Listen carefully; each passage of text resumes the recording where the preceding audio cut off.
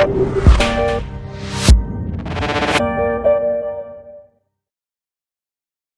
there, my name's Steve from PVE. This is a video about the manual converted Jaguar XKR X100 from the Drivetribe series of videos. I work with Swallows Racing. We deal with lots of projects together, this being one of them. Hopefully in this video, I'll be able to show you exactly how we got the X100 to run solely on the MaxxECU, how we overcame some of the pitfalls, some of the stumbling blocks that it presented us, and ultimately how we got the CAN bus system working. We've run many of these Jaguar V8 engines on aftermarket systems over the years, MaxxECU being our preference. I personally race a Jaguar XKR running a MaxxECU. We race with the Classic Touring Car Racing Club. So between myself and Swallows, Swallows run an XK8. We've done most of our V8 projects with Swallows in the past, in fairness, but we've collected lots and lots of V8 data on the Jaguar engine or aftermarket systems. So as a manual XKR owner myself, I can tell you it's a very different experience. It's very exciting. Having driven many others, I can just tell you it's a very different experience. So I can see why there is a call for these manual conversions. I can see why Mike from Drivetribe decided to go down that route. I genuinely can. Some other manufacturers, or even some different types of Jaguars, it's far easier to convert from one way or the other. And naturally, there's all of the mechanical bits and pieces that Swallows will undoubtedly do a video on at some point. They may have even done one by now, and this may get released later, but who knows? So they may have, once all the mechanical work is done, if there were a manual version of the vehicle available, you go into the coding blocks, into the ECU, tell it it's a manual essentially, and then everything will work. Because they never made a manual version or automatics, all of the ECU software is designed around an automatic vehicle, which means that it's always in limp mode. The moment that that manual gearbox is put in, it's consistently looking for the automatic gearbox in limp mode. So I've seen various little boxes and various bits and pieces over the years, none of which is a clean installation. There always seems to be some bug or something doesn't quite work properly. So we decided to go down the route of a full aftermarket management system, which is the correct way as far as I'm concerned. Now, the video is going to be about essentially roughly how I got around some of the pitfalls, some of the obstacles that were set before us in order to do this and to overcome this. And, the reason that nobody has done this before, I imagine, is because it was, there's a fair cliff that we need to climb. Now, ultimately, the older ECUs, they have very limited tuning available.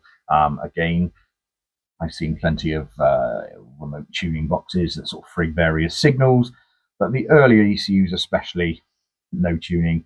The middle range of ECUs, the Densos, mildly tunable. The later Denso is marginally tunable again, but again, it's all very, very limited. When we start to get involved with some serious tuning, sadly, it becomes very limited. And because we're going manual, it just seems like the absolute right way to go. Let's just do it once, do it properly, job done.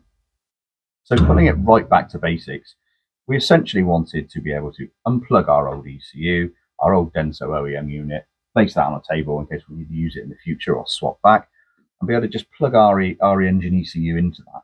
So have the OEM connector, plug it in, all of the sensors in the engine to work, and just be able to turn the key and go.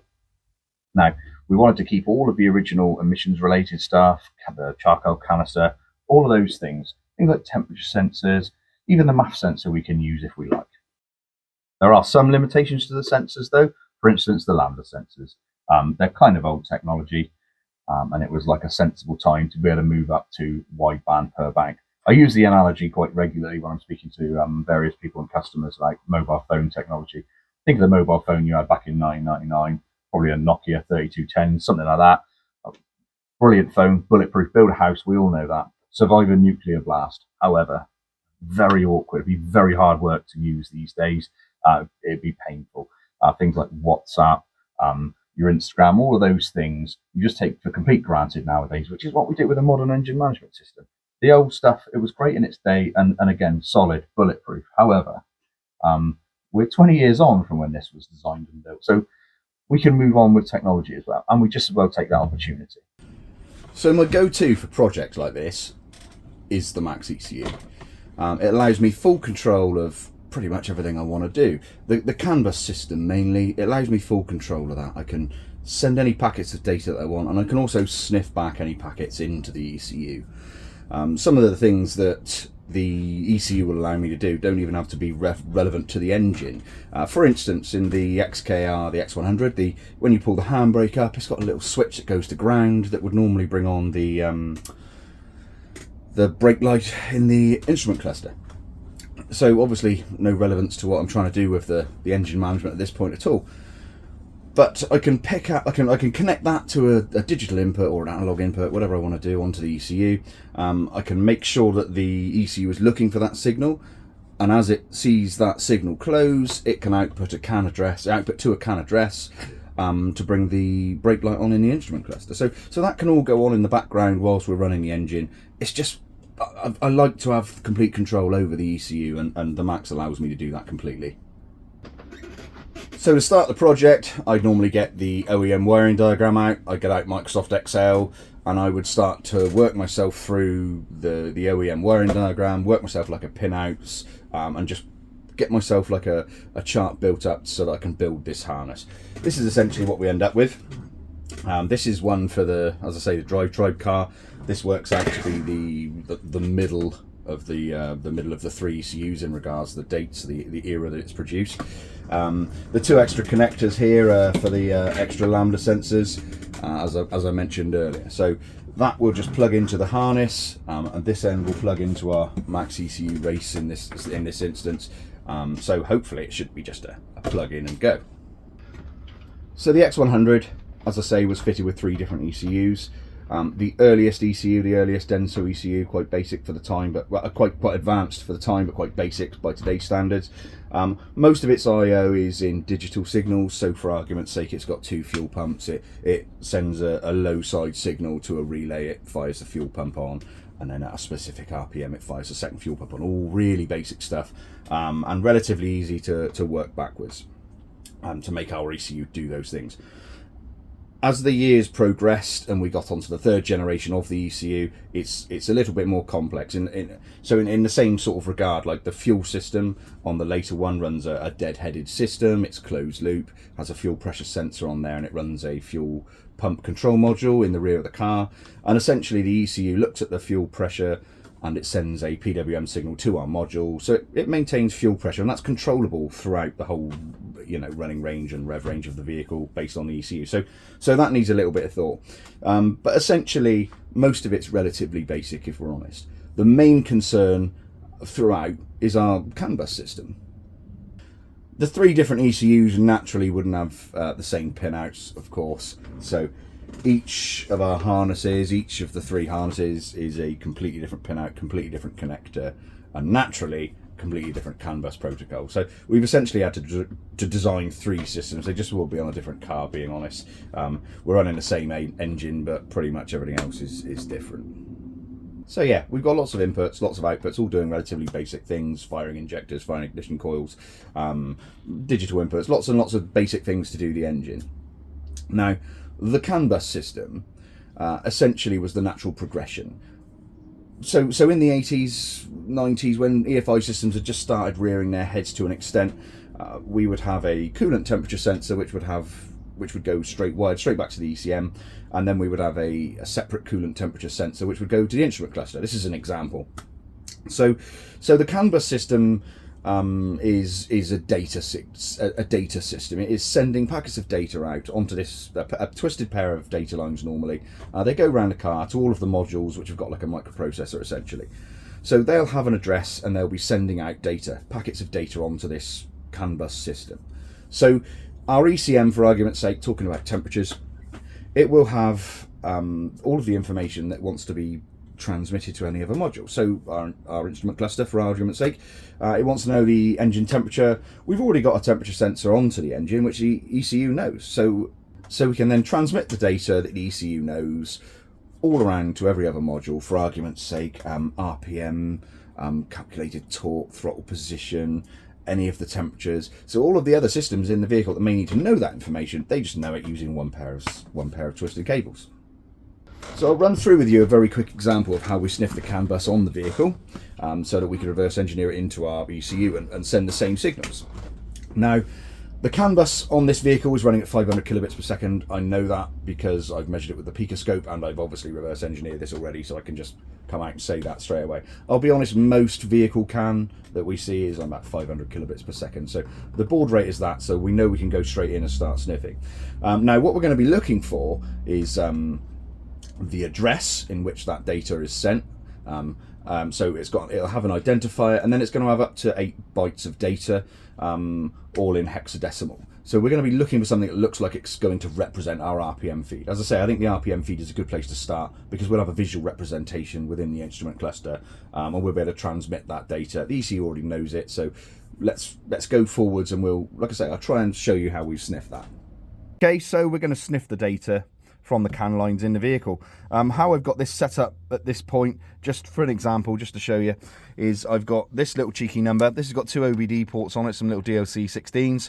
It's got a male and a female. I've got my diag machine plugged into that side, which is just there on the tablet, and I've got the other side plugged into the actual vehicle. I know that the main CAN lines are populated to the OBD connector in this particular instance. In some cars, like later cars and stuff, you may have a gateway, in which case your CAN lines that you're interested in may or may not be populated to the DLC 16, the OBD connector. So check your wiring diagrams, do your own research. This is a lovely bit of kit. I use this all the time. This has like a fly lead with various connectors, and you can sort of power on and off. I'm just using a street ECU in this instance that I've got hanging around, and we're going to sniff the CAN with the ECU. Great tool. Okay, so we've got MTune open, which is the MaxxECU software. In our tree, CAN bus, CAN tools, CAN analyzer. As you can see, it's presently disabled. So if we enable incoming data only, ignition is off. So if we just pop the key in the ignition, we can start the vehicle. You can see some of the data packets that are being sent. As I say, the OEM ECU is in the vehicle at the moment. So all of these that are red or pink, whichever your screen's displaying it as, those are changing, and all of these are static. There's nothing changing there. So say for argument's sake, wheel speed, this might be wheel speed here. It's not moving, car's not moving, so naturally it's not moving. All of these could be anything, we just don't know. Could be temperature, could be interior temperature, could be temperature of the ABS module for all we know. These are all the IDs here. Now the data is displayed in hexadecimal. If you're not familiar with hexadecimal, it's pretty straightforward. The decimal system that you'll be used to, or you'll be familiar, is a base of 10, 0 to 9, representing the numbers 0 to 9 essentially. So in 2 digits, we could essentially have a range of 0 to 99, so 100 in total. So hexadecimal as a base of 16, so essentially 0 to F, representing 0 to 16. So essentially with the same 2 digits, we can now represent 0 to 255, so 256.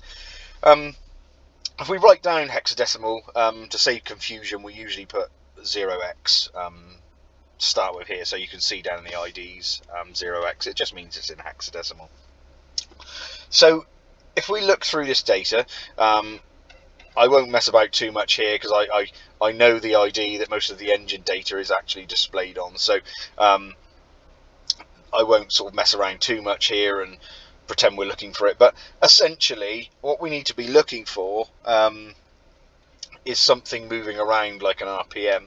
Now I know that the data we're looking for is 0x140. This is our main engine data here, or certainly the engine data that we're looking for. So what I'm going to do just briefly here is I'm going to filter out all the ones we're not interested in. So let me just do that. I'll probably fast forward this in a second. Okay, so that's filtered that down now. The analyzer is just looking for 0x140. It's ignoring everything else. As I say, I know this is the data packet we're looking for anyway. So normally we'd have to narrow that down. Like the RPM is a good one that I've picked purely because it's easy to see. It's easy for us to see exactly what's going on. Because it's moving. We can either look on a diagnostics tool, which would get us 100% there, or we can look at the tachometer, so we can see exactly what's going on. Now, if we have a look at D6 and D7, as I bring the revs up on the engine, and then back down, back up again, you'll see that they're incrementing. So we know that these two bits of data are our RPM gauge. So the RPM we're going to require, say this car, has a red line limit of 6,000. We've ran these beyond that, and actually significantly beyond that in the past. But for this case, we only need 0 to 6,000. Now, obviously, we've only got a maximum value of 256 per byte, so this can only display 0 to 255.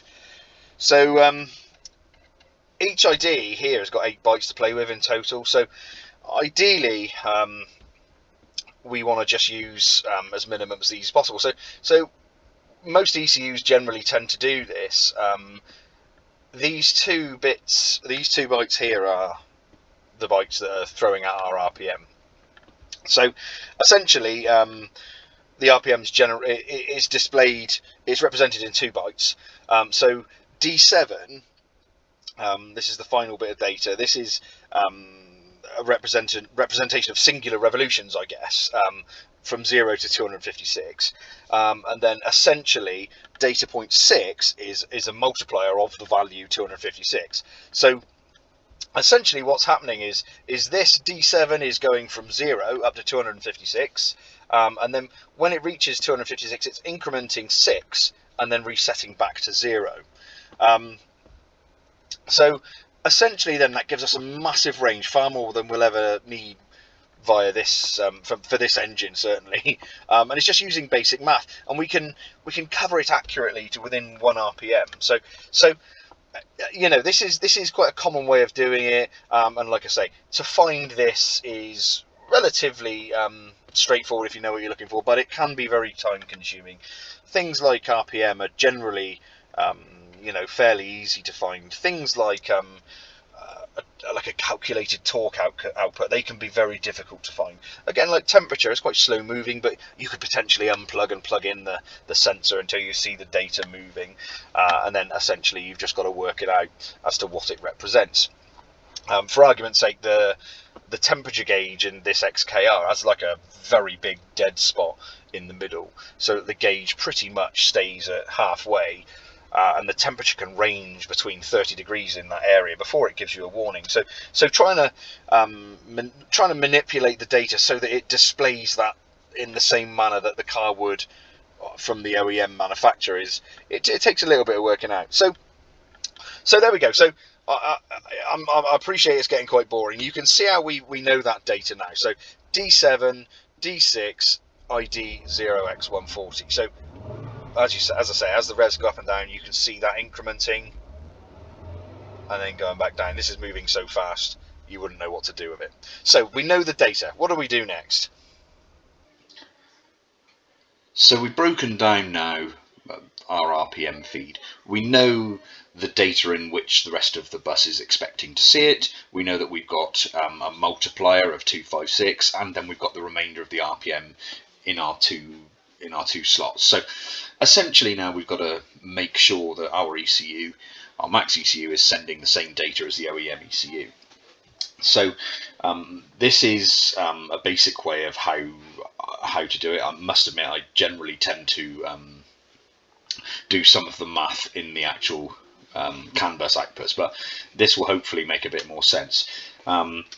Essentially, initially we need to get our divider, so we need to get how many of the 256, the number 256 in our RPM, we need to get how many of those there are.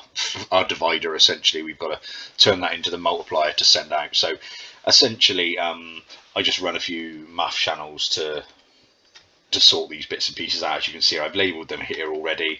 These are just in our math channels.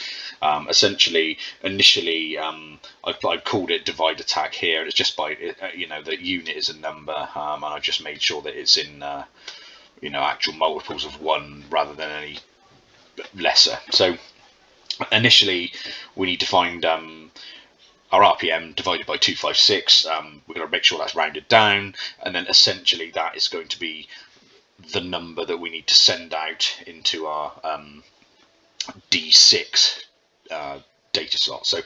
So that one's relatively easy. Now, the second part of that is essentially I've split that down into two bits of math here.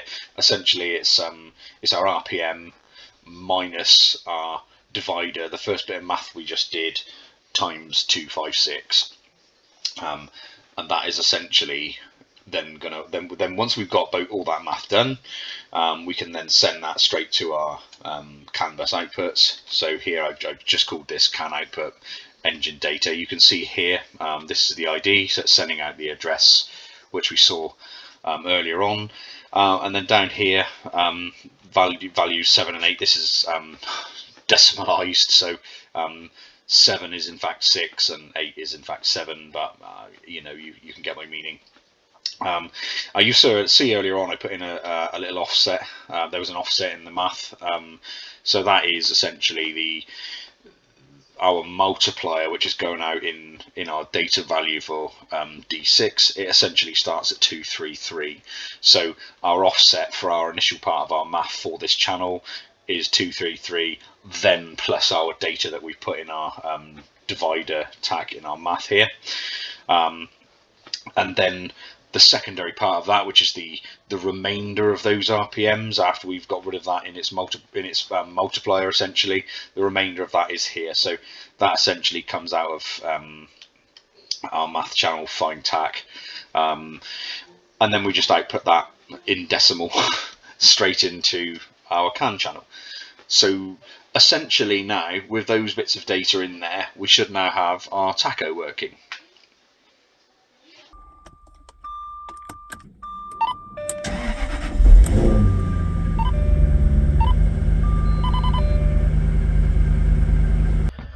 So there we go, that was an example of how I reverse engineered the CAN bus on the XKR X100.